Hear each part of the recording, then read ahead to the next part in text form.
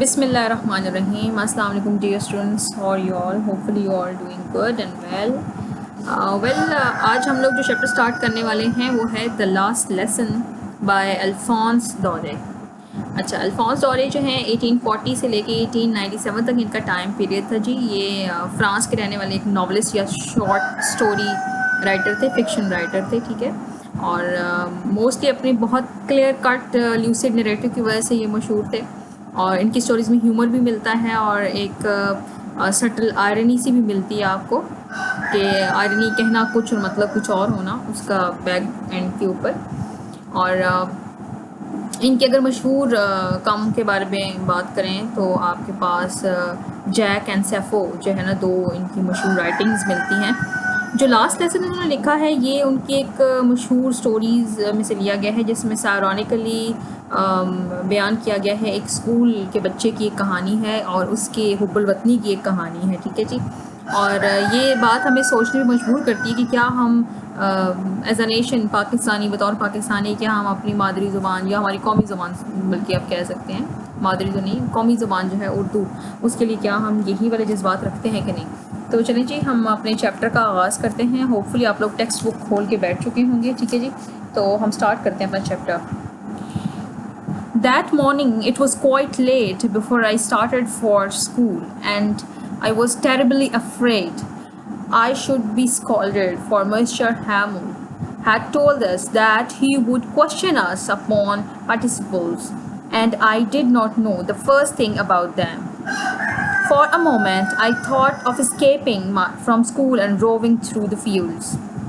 मुश्किल अल्फाज के मीनिंग्स जो हैं जी मैंने इसके ऊपर ही इंडिकेट कर दिए हैं। और नेक्स्ट जो है इसके थोड़ा सा मैं आपको ट्रांसलेशन बता देती हूँ। इस सुबह स्कूल रवाना होने से पहले मुझे बहुत देर हो चुकी थी, ठीक है जी। और मुझे इस बात का डर था, बहुत ज़्यादा खौफ था, ठीक है, मैं खौफज़दा था कि मिस्टर हैमल जो हैं वो हमसे पार्टिसिपल्स के बारे में पूछेंगे, ठीक है। सब मस्तर वगैरह जो जितने भी लॉज हैं, रूल्स हैं, पार्टिसिपल्स कहते हैं फॉर्म ऑफ द वर्ब, ठीक है। अच्छा जी, और मुझे तो इनकी इब्तिदा भी नहीं आती थी, यानी मुझे तो उनके अलिफ बे भी नहीं आती थी, ठीक है। और मैंने एक लम्हे को सोचा कि मदरसे से भाग जाऊं और मैं खेतों में घूमना शुरू कर दूं, ठीक है। अब यहाँ पे कुछ चीज़ें मैं आपको बताना चाहूँगी कि चूँकि ये फ्रांसीसी ज़बान से तर्जुमा किया गया है तो यहाँ पे कुछ अल्फाज और कुछ उनका एक्सेंट जो है वो फ्रेंच ज़बान में होगा।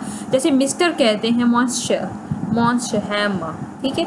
और हैमल इंग्लिश में अगर आप प्रोनाउंस करेंगे तो हैमल होगा, और अगर आप फ्रेंच में करेंगे तो एमो होगा, ठीक है। तो मॉन्स्टर एमो, ठीक है, हम इस तरह प्रोनाउंस कर सकते हैं।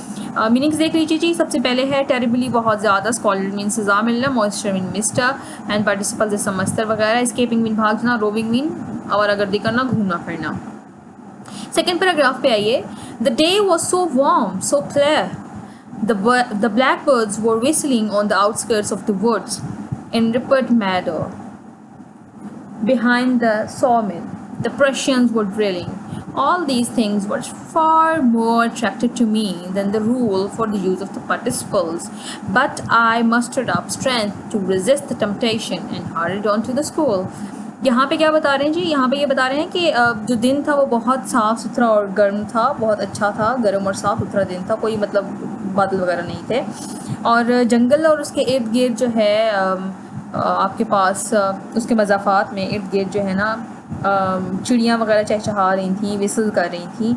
और रिपट जो है एक जगह का नाम है, उसके जो मेडो यानी कि मृगज़ार वगैरह जहाँ पे घास वगैरह होती है, ठीक है, उसमें आरा मशीन के पीछे, 100 मील आरा मशीन, ठीक है, उसके पीछे जो है ना आपके पास प्रशियन कहते हैं बेटे, जर्मन लोग, ठीक है। प्रशिया जो है ना जर्मन लोगों की फॉर्म है, आप समझ लें कि जर्मन ने जब अटैक किया था उनके ऊपर तो उनकी दो जो है ना ज़िला डिस्ट्रिक्ट फ्रेंच के उस पर कब्ज़ा कर लिया था, ठीक है। तो वहाँ पे जर्मन लोग ड्रिल कर रहे थे, यानी कि जंगी मशक़ें जो होती हैं, फ़ौजी मशक़ें। और ये तमाम चीज़ें ज़रा बच्चों को अट्रैक्ट करती हैं ना, ये सारी चीज़ें, कि वो स्कूल ना जाए और यही देखते रहें बैठ के। तो ये तमाम चीज़ें वो बता रहे हैं कि पार्टिसिपल्स के जो रूल्स और कवानीन थे वो जो सर ने हमसे सुनने थे, उनसे ज़्यादा मुझे ये तरगीब दिला रही थी और ज़्यादा मेरे लिए अच्छी थी के देखने के लिहाज से। टेम्पटेशन यानी कि मुझे ये अपनी तरफ खींच रही थी, बुलवा रही थी।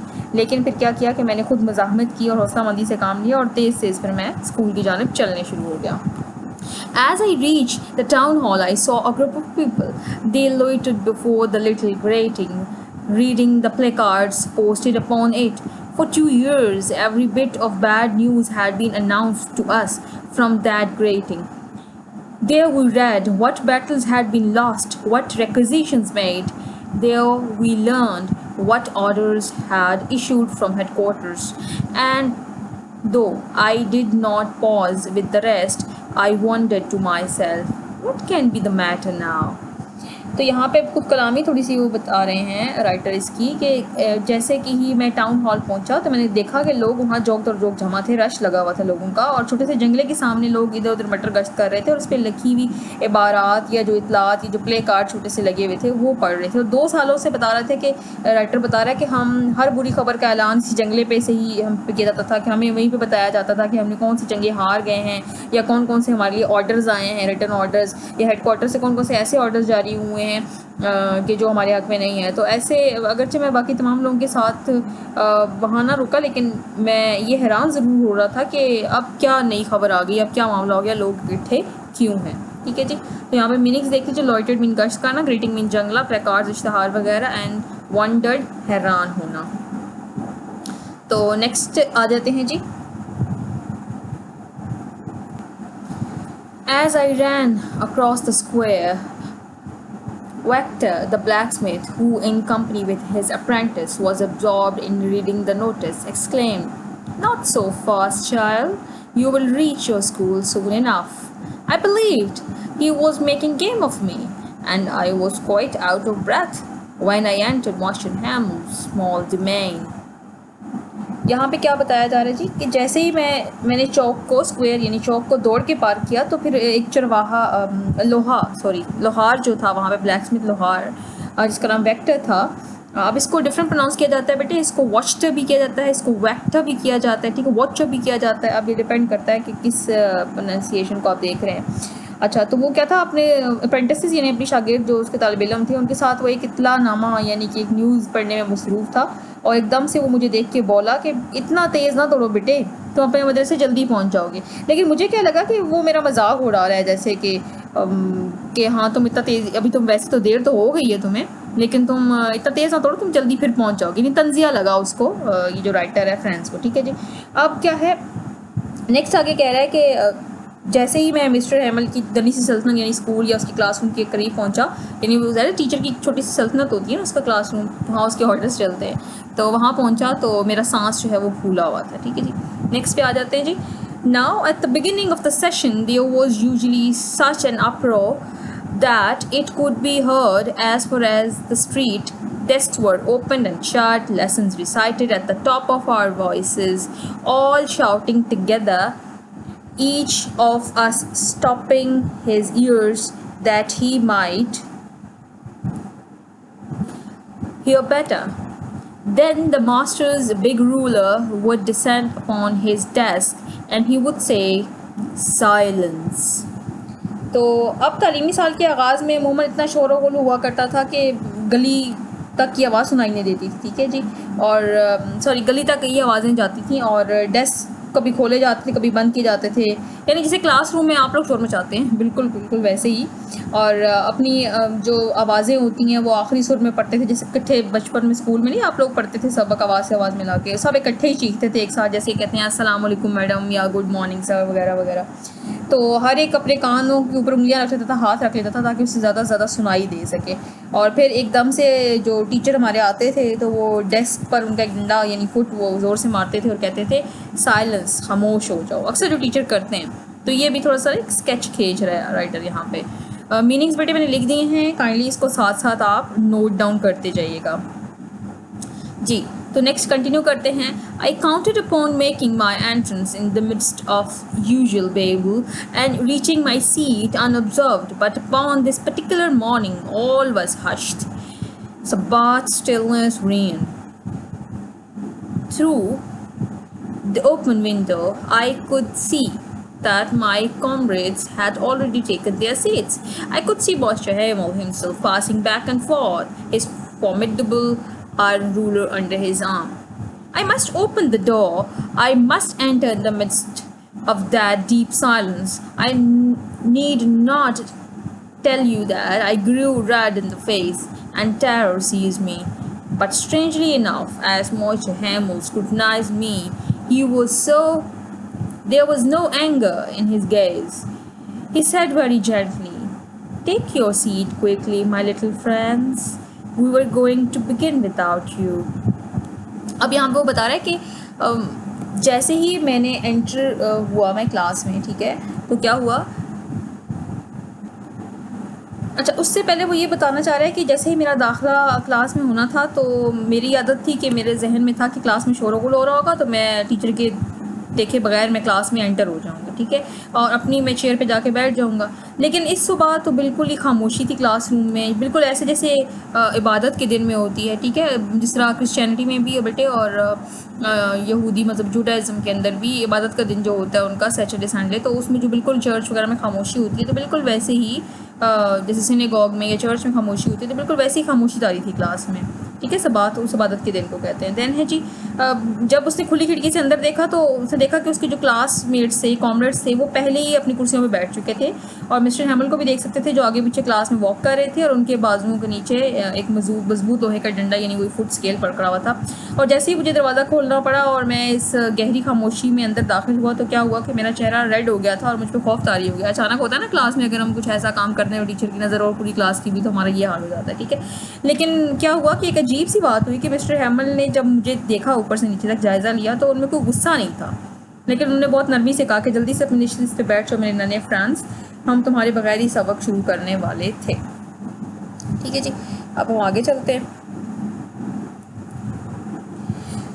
I climbed over the bench and seated myself, but when I had recovered a little from my fright, I noticed that our master had donned his beautiful green frock coat, his finest frilled shirt, and his embroidered black silk collet, which he wore only on inspection days or upon those occasions when prizes were distributed. Moreover, an extraordinary solemnity had taken possession of my classmates. But the greatest surprise of all came when my eye fell upon the benches at the farther end of the room. Usually they were empty, but upon this morning the villagers were seated there, solemn as ourselves. There sat old Horser with his three-cornered hat. There sat the venerable mayor and aged carrier and other personages of importance. All of our visitors seemed sad, and Horser had brought with him an old primer, chewed at the edges.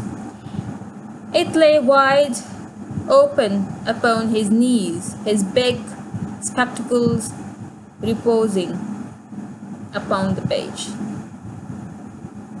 तो यहाँ पे अब वो बता रहा है कि जैसे मैं क्लासरूम में एंटर हुआ, ठीक है, मैं अपने बेंच पे बैठा, तो क्या देखा मैंने कि, और अपने खौफ से रिकवर किया, जैसे मैं बाहर निकला तो क्या देखा कि मेरे जो टीचर हैं उन्होंने अपना बेहतरीन लिबास जेबतन किया हुआ था, ठीक है। उन्होंने ग्रीन कोट फ्रिल वाला जो है ना शर्ट और साथ में टोपी पहनी हुई थी, ठीक है, वो जो कि सिर्फ वो ख़ास मौक़ों पे जब इंस्पेक्शन होती थी या फिर कोई तकरीब तकसीम इसनाद वगैरह होती थी, गिफ्ट्स वगैरह दिए जाते थे, एनुअल सेरेमनी होती तब वो पहना करते थे, ठीक है।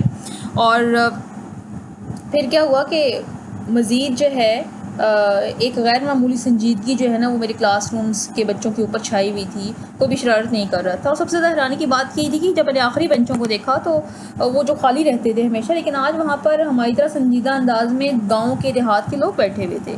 और बूढ़ा होसर जो है ना अपना 3 कोनों वाला जो हैट है वो पहने हुए बैठा हुआ था, और काबिल इज़्ज़त जो मेयर थे हमारे गांव के वो भी बैठे हुए थे, बूढ़ा कुली भी था, और भी बहुत अहम शख्सियात मौजूद थी। लेकिन सारे के सारे मुलाकाती या मेहमान जो थे वो बिल्कुल गमगीन नज़र आ रहे थे।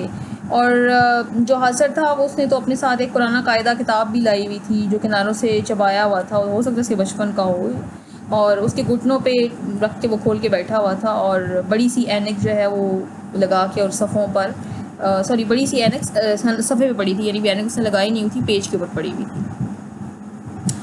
While I was wondering at all these things, Mr. Hamill had taken his seat, and in the same grave and gentle tone in which he had greeted me, he said to us,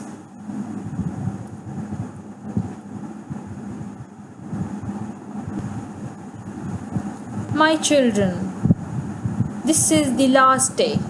I shall teach you.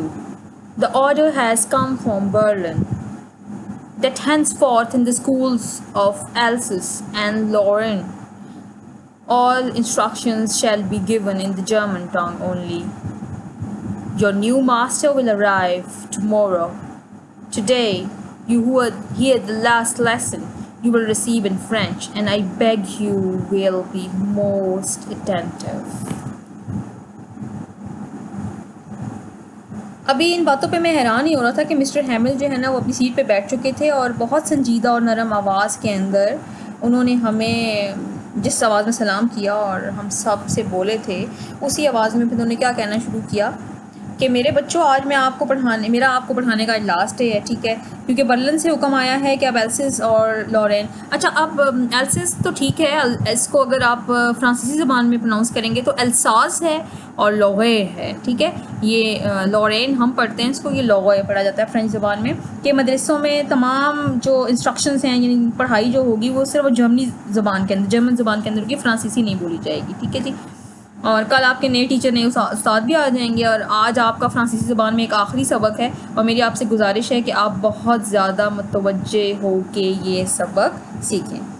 अच्छा जी, अभी तक का जो हमने पढ़ा है chapter, इसके अंदर एक स्केच खींचा गया है, ठीक है, उसके अंदर आप देख सकते हैं कि राइटर ने अपने बारे में बताया है कि मेरी आदत क्या थी स्कूल जाने की और सुबह मेरे साथ क्या क्या पेश आया, रास्ते में जो हालात वाक़यात हुए, क्लास में आके उसने क्या जायज़ा लिया और क्या क्या चीज़ें नोट डाउन की हैं। तो आज हमारा लेसन यहीं तक होगा। कल इंशाल्लाह ताला हम मज़ीद मिस्टर हैमिल ने क्या कहा और मज़ीद क्लास में क्या हुआ वो देखेंगे और होपफुली आप लोगों ने एक शॉर्ट जो मैंने आप लोगों को एक ड्रामा टाइप इसकी चीज़ भेजी थी वो आप लोगों ने देख ली होगी और सुन ली होगी। तो कल इंशाल्लाह इसकी डिस्कशन हम करेंगे जी डिटेल के अंदर मिस्टर हैमिल के लास्ट लेसन के ऊपर भी और इसको फिर हम रिलेट भी करेंगे साथ साथ अपनी सोसाइटी के ऊपर और अपने एनवायरनमेंट के ऊपर, ठीक है जी। ये वर्ड्स मीनिंग देख लीजिए आप और इसके डिफरेंट पैराग्राफ्स जो डिफरेंट चीज़ों को एक्सप्लेन करते हैं उसको अच्छे तरीके से मेमोराइज़ कर लीजिए। कल इसके बारे में मैं क्वेश्चन आंसर सेशन के अंदर पूछूंगी आपसे। Thank you so much. अस्सलाम वालेकुम व रहमतुल्लाहि व बरकातुहू।